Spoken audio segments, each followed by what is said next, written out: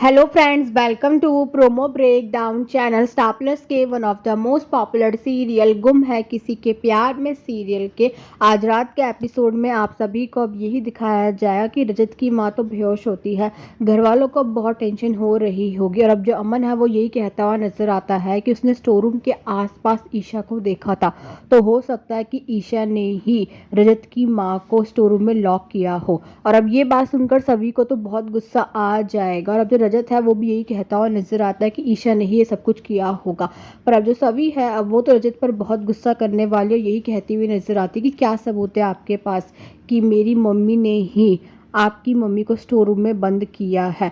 और अब रजत और सभी की तो बहस होने वाली है और अब जो रजत के पापा हैं अब वो तो दोनों को चुप करा देते हैं। और अब जो ईशा है वो तो यही कहती हुई नजर आती है कि उसने ही रजत की माँ को स्टोर रूम में बंद किया था, उसे ये सच सबको बता देना चाहिए। और अब ईशा ये बात लकी को बताने वाली है, पर जो लकी है वो तो ईशा को रोक देता है सच बताने को, क्योंकि लकी नहीं चाहता कि जो अमन है वो सबके सामने सही साबित हो जाए। और अब रजत की माँ को होश आने वाला है और अब रजत की माँ से सही मिलने वाली है। और अब जो सभी है अब वो तो सही को लेकर चली जाती है आशिका के घर में और अब सभी को ये पता चलने वाला है कि जो आशिका है वो तो दिल्ली जा रखी है।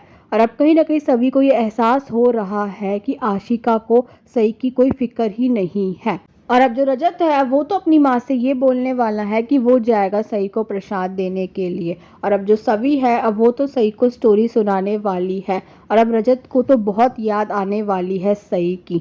और अब जो आशिका है वो जैसे ही घर में आती है तो वो सभी से ये बोलने वाली है कि क्या सभी भी कोर्ट आ सकती है। पर अब जो सभी है अब वो तो ये कह देगी कि वो कोर्ट नहीं आने वाली है।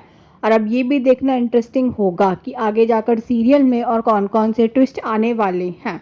Thanks for watching.